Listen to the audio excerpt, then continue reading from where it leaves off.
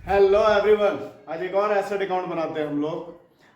इसमें भी जो डेप्रिसिएशन चार्ज करेंगे उसे डिमिनिशिंग बैलेंस मेथड से, जिसपे कि अभी मैं लगातार वीडियो डाल रहा हूँ, तो इसमें भी डिमिनिशिंग बैलेंस मेथड से ही डेप्रिसिएशन चार्ज किया जाएगा। यहाँ पे एक अलग बात है कि यहाँ पे एसेट इंश्योर्ड है, उसका इंश्योरेंस कराया गया है, और उस केस में अगर किसी तरह का एक्सीडेंट हो जाता है, दुर्घटना हो जाता है और वो एसेट हमारा का नुकसान हो जाता है, तो फिर इंश्योरेंस कंपनी से जो क्लेम मिलती है उसे कैसे अकाउंट में मेंटेन किया जाता है, तो उसे देखेंगे। तो सबसे पहले सवाल, bought a machinery for ₹2 lakh on 1 अप्रैल 2020, 1 अप्रैल 2020 को एक मशीन खरीदा है 2 लाख रुपए का। Depreciation was provided 10% per annum. Depreciation जो है प्रति वर्ष 10% प्रोवाइड किया जाता है on reducing balance method. Reducing balance method, diminishing balance method या रिटन डाउन वैल्यू मेथड, सबका मतलब एक ही है। ऑन 30 सितंबर 30 सितंबर को 2022 1/5 ऑफ मशीनरी वाज डैमेज। जो मशीन खरीदा था 2 लाख का, उसका 1/5 भाग डैमेज हो जाता है due to accident. The insurance company admitted claim and paid only ₹12,000। और इंश्योरेंस कंपनी पे जब इसके लिए क्लेम किया जाता है कि हमारा भाई एक्सीडेंट में 1/5 जो है मशीन का वो उसका नुकसान हो गया है, तो इंश्योरेंस कंपनी जो क्लेम एडमिट की, क्लेम को स्वीकार की, दावा को, और पे की, कितना पे की? 12,000 रुपए। A new machine was purchased to replace the damage at a cost of ₹60,000। जो हमारा नुकसान हो गया, जो मशीन खराब हो गया, उसके जगह पे नई मशीन की तो जरूरत है, तो नया मशीन जो लगाया गया, वो मशीन लगाया गया 60,000 रुपए का ऑन 1 अक्टूबर 2022, 1 अक्टूबर 2022 को। Prepare machinery account for 2020 to 2022, 2020 से 2022 तक के लिए मैं मशीनरी का खाता बनाना है, ठीक है। तो सबसे पहले फॉर्मेट,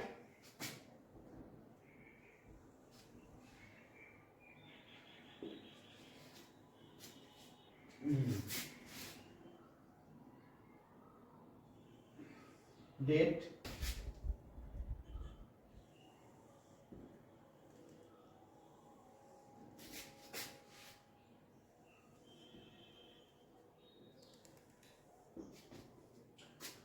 ये हो गया फॉर्मेट हमारा, ये डेट हो गया, एक particular amount, date, particular amount, debit और क्रेडिट। क्या बना रहा है भाई? मशीनरी अकाउंट, तो यहां पे लिख दिया मशीनरी अकाउंट, ठीक है। ये एसेट का अकाउंट है। एसेट का अकाउंट, एसेट का नेचर क्या होता है? बैलेंस का नेचर डेबिट बैलेंस होता है उसका। तो इसलिए जिन सारे वजहों से एसेट बढ़ता है उन्हें डेबिट में लिखेंगे, और जिन सारे वजहों से एसेट घटता है उसे क्रेडिट में लिखेंगे। मतलब कि एसेट का खरीदना, और अगर एसेट को बेचा गया तो उसके उस पर होने वाला प्रॉफिट को डेबिट में लिखेंगे, और क्रेडिट में एसेट का बेचना, एसेट पे होने वाला डेप्रिसिएशन, और अगर एसेट को बेचने पे हुआ है नुकसान, लॉस हुआ है, तो उसे क्रेडिट में लिखेंगे, ठीक। तो शुरू करते हैं। कब खरीदा है machine? Bought a machinery for 2 lakh on 1 अप्रैल 2020। अच्छा, accounts are close on 31 December. Account जो खाता जो बंद होता है कब होता है? 31 दिसंबर को, यानी कैलेंडर ईयर फॉलो करता है ये। तो 1 अप्रैल 2020 को, 2020 में अप्रैल 1 को खरीदा। टू बैंक अकाउंट, नंबर दे देते हैं। ये पहला मशीन है M1, कितने का खरीदा भाई? 2 लाख का, ठीक है। इसके बाद अच्छा, अब जो भी हुआ 2022 में जाके हुआ है, तो भाई अभी तो सिंपल डेप्रिसिएशन चार्ज करते चले जाना है। 2020 में, फिर 2021 में, तो डेप्रिसिएशन चार्ज करेंगे हम कब करेंगे? And of the year. तो एंड कब होगा ईयर का? दिसंबर 31 को 2020 को, बाय डेप्रिसिएशन अकाउंट। कितना डेप्रिसिएशन होगा? तो अभी तो M1 ही है, सिर्फ M1 पे जो डेप्रिसिएशन होगा 2020 31 दिसंबर 2020 को। कब तक के लिए होगा भाई? तो भाई अप्रैल में खरीदा है, अप्रैल से दिसंबर तक मतलब 9 मंथ, 9 मंथ के लिए डेप्रिसिएशन होगा।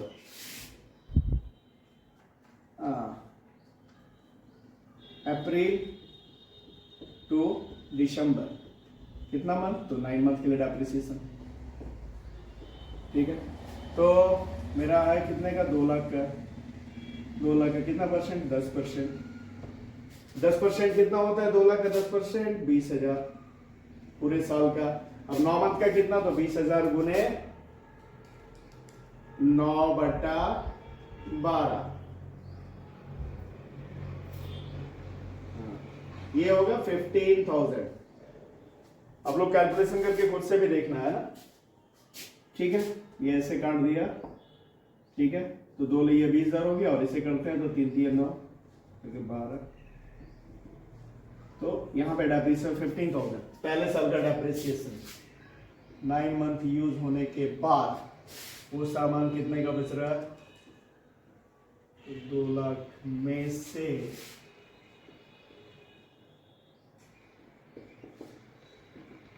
By balance CD. अब ये एसेट, ये मशीन जो हमारा बचता है 1,85,000 का, 1,85,000 सॉरी 2 लाख। ये हमारा एसेट 2 लाख में 15,000 का डेप्रिसिएशन घट करके बचा अब कितने का, 1,85,000 का। इसे कैरी करेंगे नेक्स्ट ईयर में। नेक्स्ट ईयर यानी 2021 के जनवरी 1 को टू बैलेंस बीडी 1,85,000। अब इस साल भी डेप्रिसिएशन चार्ज करना है, तो भाई 2021 के दिसंबर 31 को बाय डेप्रिसिएशन। चूंकि रिड्यूसिंग बैलेंस मेथड है, तो जो हमारा बैलेंस बचा उस पर डेप्रिसिएशन चार्ज करेंगे। तो नेक्स्ट ईयर जो चार्ज होगा 31 दिसंबर 2021 को हम 2 लाख पे नहीं चार्ज करेंगे, इस पे करेंगे जो बैलेंस हमारा घट के बचा मशीन का। कितने का बच गया वो, 1,85,000, उस पे डेप्रिसिएशन चार्ज करेंगे और पूरे साल का करेंगे, है ना। इस बार 9 मंथ का चार्ज नहीं होना है, इस बार पूरे साल का करेंगे। तो ये कितना हो गया, 18,500। तो 18,500। अब ये हमारा कितने का रह गया दूसरे साल के अंत में, 1,85,000, 1,85,000 बाय बैलेंस सीडी।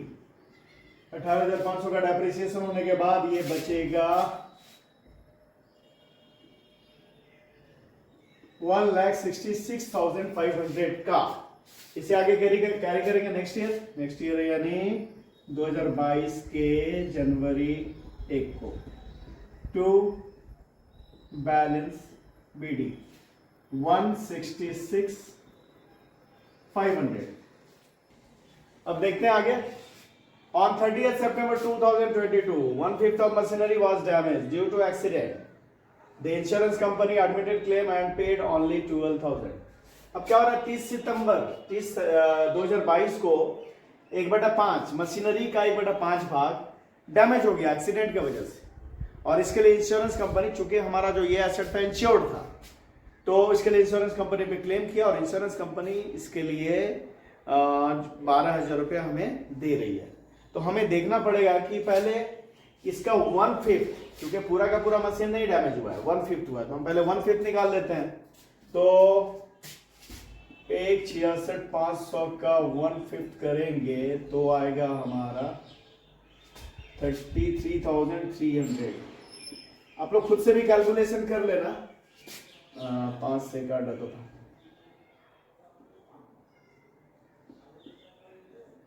33,300 का है मशीन जो हमारा एक्सीडेंट में डैमेज हो गया। ठीक है, तो ये वैल्यू तो हमने निकाला कब, जनवरी 1 को।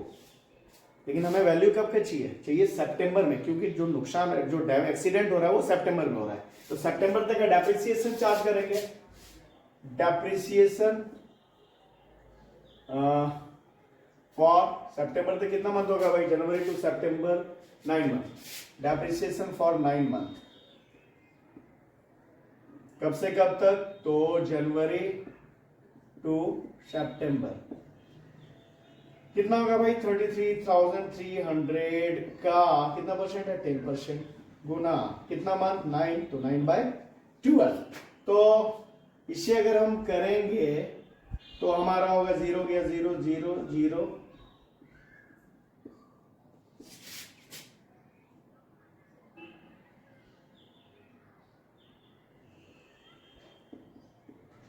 तो हमारा आएगा 24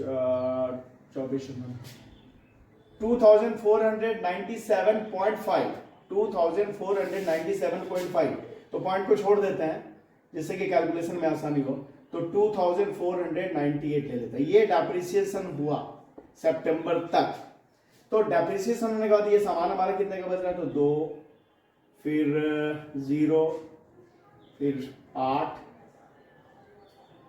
फिर ये करेंगे तो कितना 0 और 30 8 2 10 9 1 10 13 ये हमारा 30,802 30,802 का ये सामान है और हमें इंश्योरेंस कंपनी से मिल कितना रहा है तो मिल रहा है इंश्योरेंस क्लेम जो मिल रहा है हमें कितना मिल रहा है इंश्योरेंस क्लेम हमें मिल रहा है 12,000 रुपए मिल रहा है तो भाई 30,802 का सामान था हमारा लेकिन इंश्योरेंस कंपनी ने इसके लिए मात्र कितना दिया 12,000 तो बाकी पैसा हमारा क्या हो गया बाकी हमारा लॉस हो गया तो लॉस कितने का होगा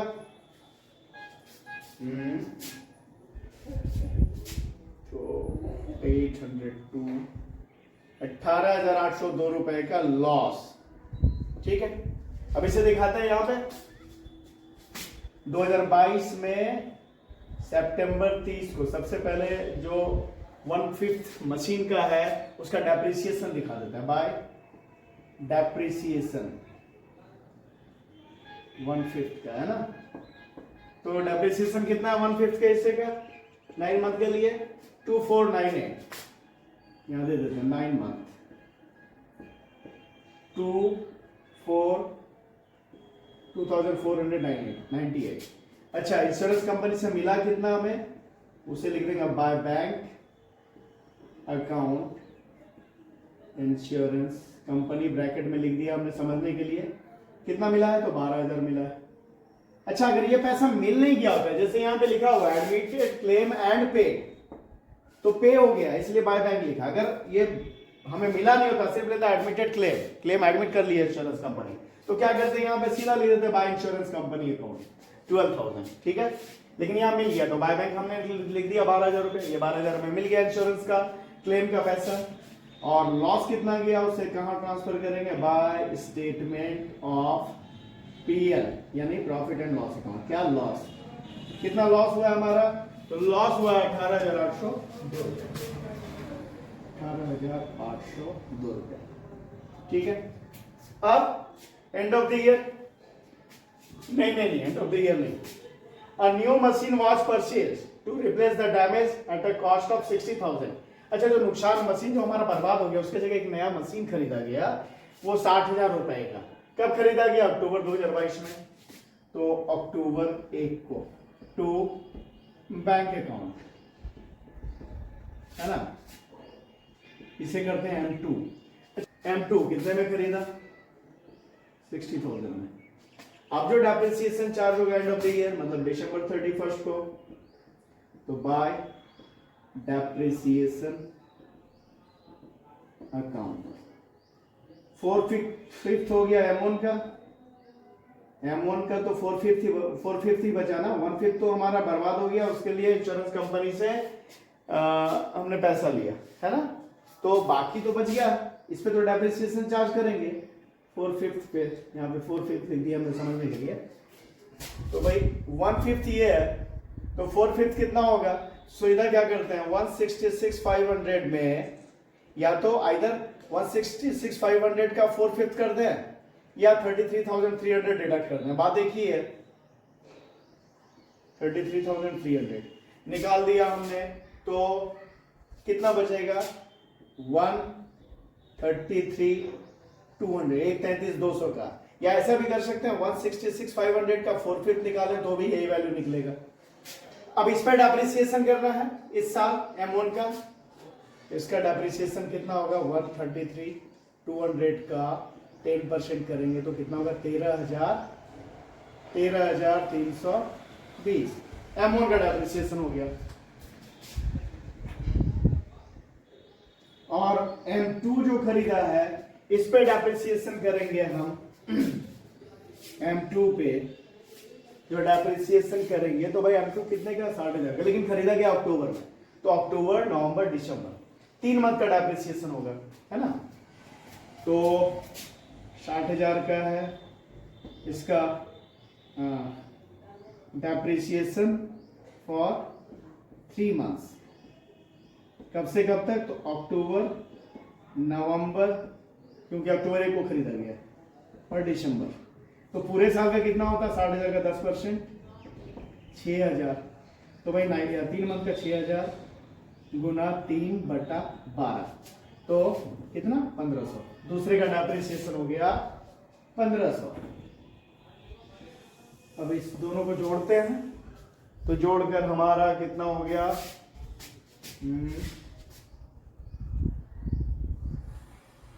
14,820। अब बैलेंस निकालते हैं 2,26,500। अब करते हैं दिसंबर 31 को बाय बैलेंस, दिसंबर 31 को बाय बैलेंस CD। तो M1 और M2, तो M1 हमारा कितने का बचा, तो भाई M1 में हम कितने में से घटाएंगे, तो भाई एक, चूंकि 4/5 का बात है, 1/5 तो बिक गया, 4/5 का, तो 4/5 हमारा 1,33,200 का, 1,33,200 में हमने घटाया उसका हिस्से का डेप्रिसिएशन 13,320, तो इसे घटाने के बाद बचेगा 1,19,880, यानी M1 का जो 4/5 भाग है वो बच गया तीसरे साल के अंत में 1,19,880 का। और M2 हमारा 60,000, उसमें 1,500 घटाया तो वो कितने का बचा 58,500। अब इन दोनों को जोड़ देते हैं, तो जोड़कर हमारा बैलेंस कितना आ गया, तो ये आ गया हमारा 1,78,380। ठीक है, इस बैलेंस को कैरी कर लेते हैं नेक्स्ट ईयर में, नेक्स्ट ईयर यानी कब, तो 2023 के जनवरी 1 को टू बैलेंस BD 178,380, 1,78,380। ये एक और सवाल बनाया हम लोगों ने डिमिनिशिंग बैलेंस मेथड से। अब जो आगे हम लोग देखेंगे उसमें देखेंगे कि एसेट का अकाउंट अलग, प्रोविजन फॉर डेप्रिसिएशन का अकाउंट अलग, इस तरह से हम लोग बना के देखेंगे। ठीक है, तो इस वीडियो में इतना ही। अगर वीडियोस पसंद आ रहे हैं तो लाइक करना, चैनल को सब्सक्राइब करना और फॉलो करना भूलेंगे नहीं। Thank you.